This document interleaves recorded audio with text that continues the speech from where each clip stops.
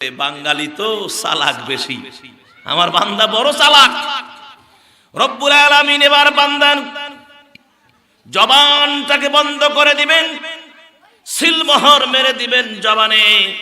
আমার ভাইয়েরা, এবার আল্লাহ বলবেন, ও হাত রে কথা বল, আঙ্গুল কথা বল, কান কথা বল, নাক কথা বল, মাথা কথা বল।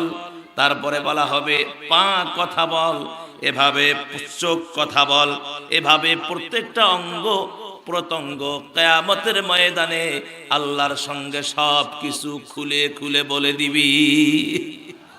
আল্লাহ আমার দ্বারা এই কাজগুলো করছে, আল্লাহ আমার দ্বারা সুদের টাকা গনেছে, আমার দ্বারাই ঘুষের টাকা গনেছে, আমার দ্বারাই এক ভিক্ষুক গিয়েছিল বাড়িতে ভিক্ষা করার জন্য, দোকানে গিয়েছিল ভিক্ষা করার জন্য, ভিক্ষা তো দেয় নাই, রাগ করে কষি একটা থাপড় লাগায়া দিছে, আমি সাক্ষী আছি। আল্লাহ আয় আল্লাহ, এই হাত দিয়ে অনেক অন্যায় করেছে, পা দিয়ে অন্যায় করেছে, চোখ দিয়ে দেখেছে, কান দিয়ে শুনেছে, নাক দিয়ে তার ঘ্রাণ অনুভব করেছে। আল্লাহ প্রত্যেকটা অঙ্গ প্রত্যঙ্গ কি কিয়ামতের ময়দানে ডিটেইলস সব বলে দিবে।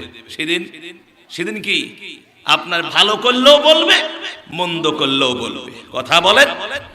কুরআনুল কারীমের ভিতরে আল্লাহ রাব্বুল আলামিন বলেন, সূরা জিলজালাল শেষ যে দুইটি আয়াত 7 এবং 8 নম্বর আয়াতের ভিতরে আল্লাহ পাক বললেন, ফামান ইয়ামাল মিসকালা যাররাতিন খায়রান ইয়ারা ওয়া মান ইয়ামাল মিসকালা যাররাতিন শাররান ইয়ারা।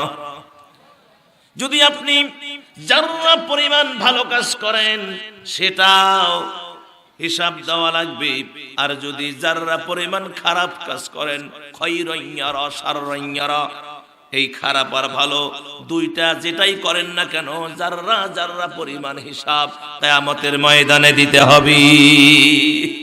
সার আছে কি? সার দেবে নাকি? আপনি যতর বড় হন না কেন, দুনিয়ায় তো ঘুষ চলে, চলে না? দুনিয়ায় ঘুষ চলে।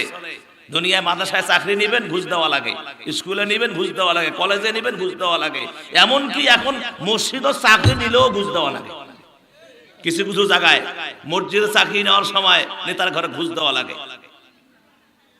আমার ভাইয়েরা, সব জায়গায় ঘুষ, সব জায়গায় কি চলছে? ঘুষ চলছে। আপনি যা করবেন যাররা যাররা হিসাব হবে কিয়ামতের ময়দানে। চুল পরিমাণ কম বেশি করা